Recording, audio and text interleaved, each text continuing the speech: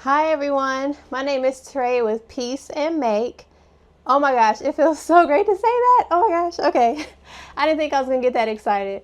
In today's sewing vlog, and I'm gonna call it a cozy sewing vlog, I'm going to make a girl headband, a girl hair bow holder. Yeah. I had this idea in my brain and I had to get it out. So I'm going to take you all through my process, and then at the end I'll show you what it looks like, what the final look looks like. And y'all, it is so pretty. Oh my gosh. So yeah, go ahead and check out the rest of the video. All right. So hi, I'm kind of back. We'll see when this gets posted, but I have a project. I have like inspo. I want to make, okay, trying to figure out where to start. I want to make a bow holder, a hair bow holder. So I started off with these fabrics, and I actually started off with this fabric, and I wanted to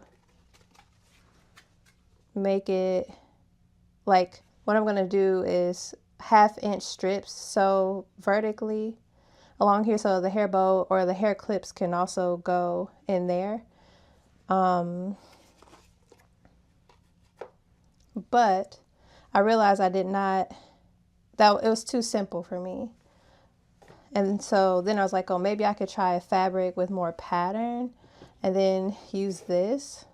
Well, I started to look into my stash and I was like, well, you know what? This is too basic. I need some trim that looks cooler. So I pulled out this trim. Well, the problem with this trim is that is too busy to me, having these two on there. And then I pulled out another trim and it's still really busy to me. So I was like, okay, maybe if I go with one color, I can get the look that I'm looking for.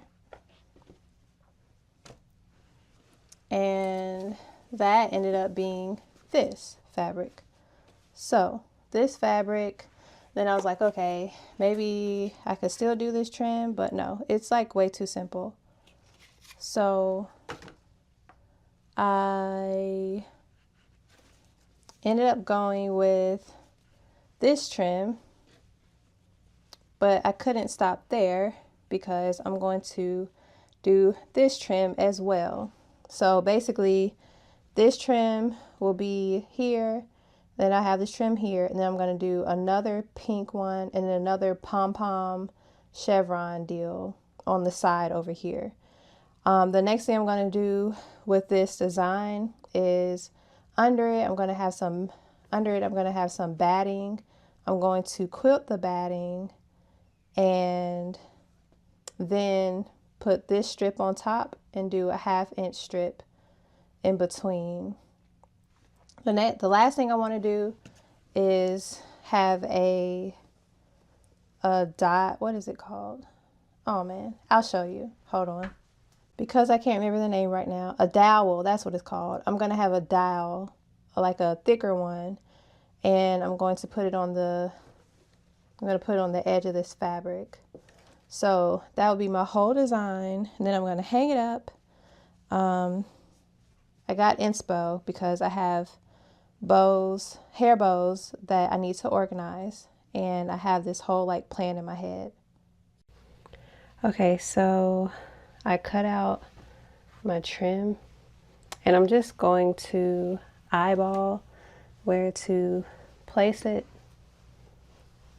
because I do not feel like measuring. This is just a fun project. I don't care about being accurate right now. I'm trying to overcome my perfectionism and not do that. So that is where I'm going to put them. What I'm going to do is sew, I guess, like in between each of these things. Sorry, you can't see that. I'm going to sew in between each of these things. so that I can place the bows in between those places. Yeah. Okay, just kidding. I'm actually going to measure a little bit. I just want to make sure that my edges aren't too far off.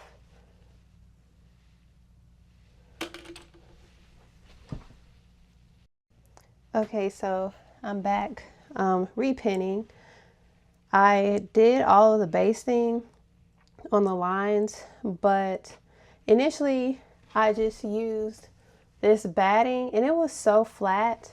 So I went and got this quilting, what is this called? Quilters polyester batting. This, and because I wanted it to be like fluffier. I wanted it to look quilted. I wanted it to look like a padded cloud. So I put that on there, took out all of the stitches. Yes, I seam ripped them all out. And now I am pinning it back so that I can go back and restitch it. But actually the stitching did not take that long. It only took like a half an hour to stitch it. If that, really, I think it took like 20 minutes. So yeah, I did not put my walking foot on this time. And cause sometimes putting that thing on there is just like so annoying. It just takes too long.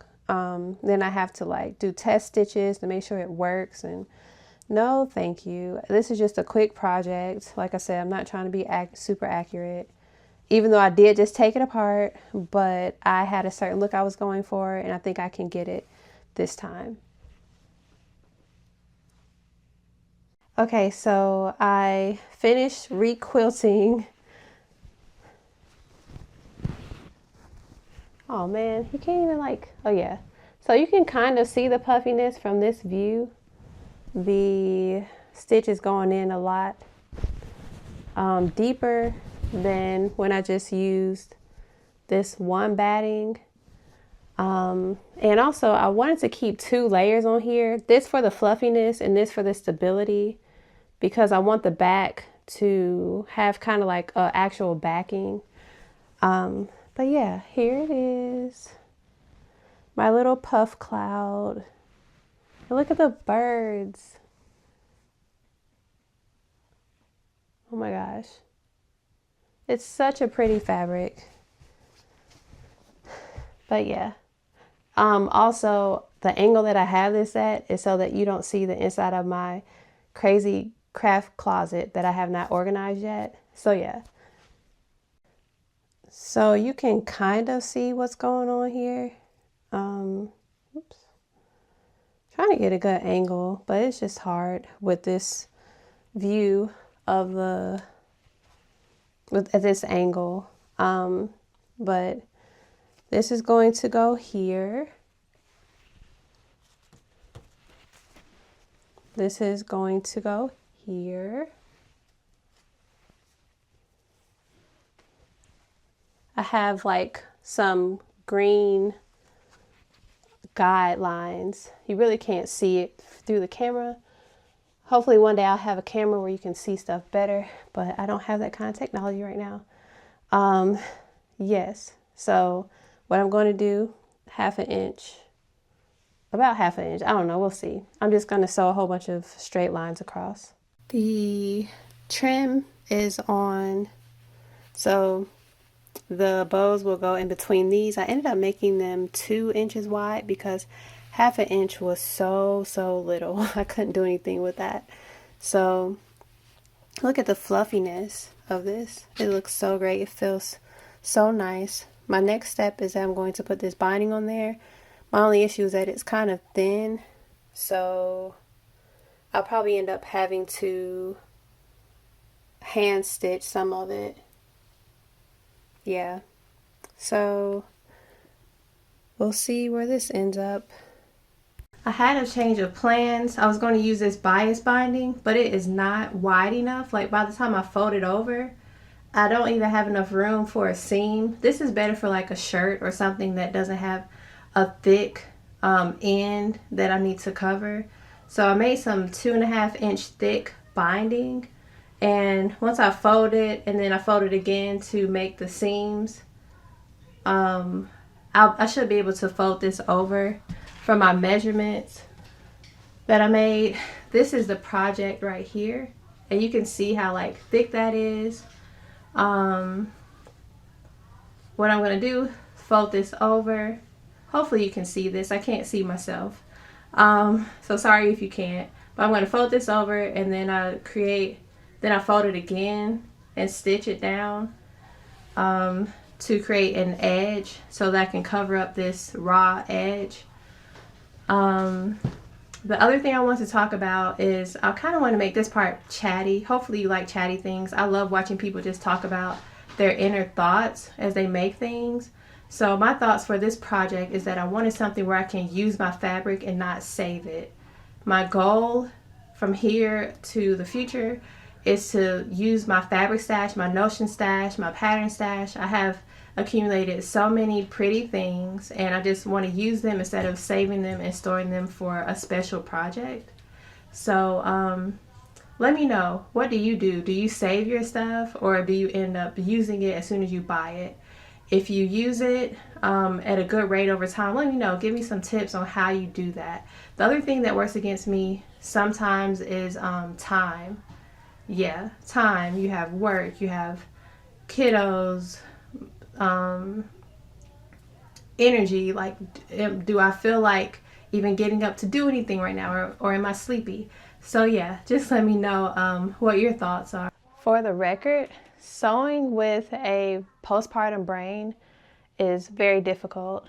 So I just had that whole talk about my 2.5 inches. Well, my first strip ended up being 2.5 inches, but the next 3 or 4 ended up being 2 inches. So I went to like sew the binding together to create one straight line, and realized this is what I had.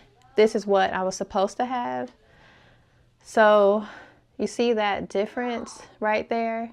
I wanted that 1/2 inch. So I cut out some more strips, and I'll just make a separate binding for that's 2 inches wide, and I'll save that for another project. But yeah, I'm realizing that my brain does not process information the way that it used to right now. So if you have kids, you totally know what I'm talking about. But yes, this is what we're gonna go with, the 2.5 inches. So I just want to let you know as well, because a lot of times we'll sew these projects and post them online, but then we don't talk about like the hiccups. So this is a hiccup, very small one, but yeah, I had to redo that. Here are some updates of the project. I put the binding on. Most of it, half of it still looks like this right here, because I am folding it over and sewing the binding onto the back by hand. As you can see here, I did not feel like stitching in the ditch right here and figuring out how to catch the back of the binding. Normally I do sew it by sewing machine, but this time, I don't know, it was just easier. I probably should have made the binding wider. I made it at 2.5 inches wide. If I made it maybe 3.5, then I would actually feel like, okay, I can just sew the binding on and not worry about it. But yeah, here it is. Oh, also, I have this dowel that I purchased, and I'm going to get it cut. My husband has something to cut it with, so I'm very excited about that. What I'm going to do is attach a rectangle of muslin to the back here, and it's going to hold this dowel so that I can hang it up on the wall. I probably like put a string on the back or a ribbon so that I can hang it up on the wall or on a door. So that's what I'm going to do with that. I talked about the dowel earlier in this video, and it is purchased, but it's going to be kind of something like that.